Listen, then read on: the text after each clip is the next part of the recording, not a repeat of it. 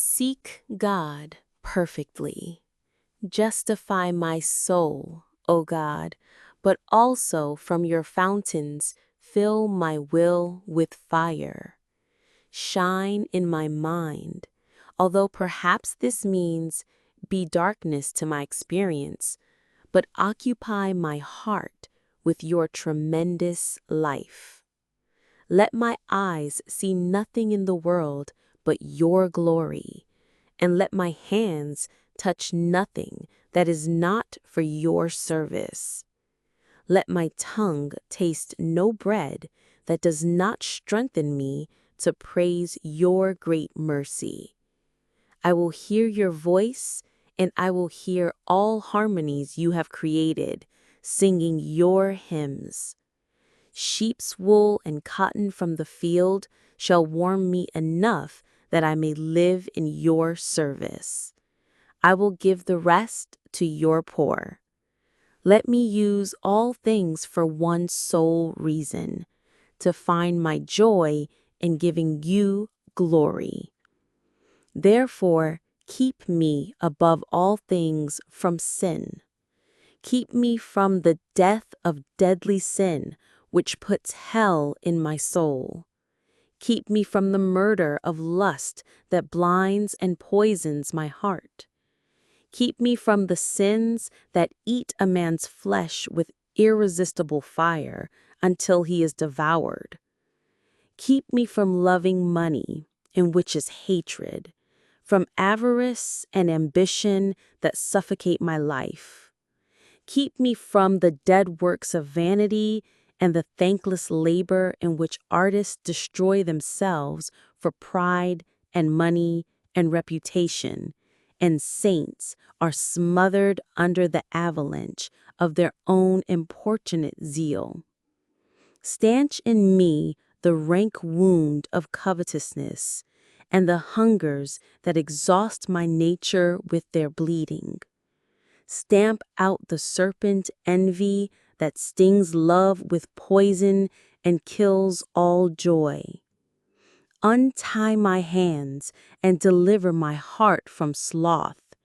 Set me free from the laziness that goes about disguised as activity when activity is not required of me, and from the cowardice that does what is not demanded in order to escape sacrifice. But give me the strength that waits upon you in silence and peace. Give me humility in which alone is rest, and deliver me from pride, which is the heaviest of burdens, and possess my whole heart and soul with the simplicity of love. Occupy my whole life with the one thought and the one desire of love, that I may love not for the sake of merit, not for the sake of perfection, not for the sake of virtue, not for the sake of sanctity, but for you alone. For there is only one thing that can satisfy love and reward it, and that is you alone. This, then, is what it means to seek God perfectly, to withdraw from illusion and pleasure, from worldly anxieties and desires, from the works that God does not want, from a glory that is only human display, to keep my mind free from confusion in order that my liberty may be always at the disposal of His will, to entertain silence in my heart and listen for the voice of God, to cultivate an intellectual freedom from the images of created things in order to receive the secret contact of God and obscure love, to love all men as myself, to rest in humility, and to find peace in withdrawal from conflict and competition with other men, to turn aside from controversy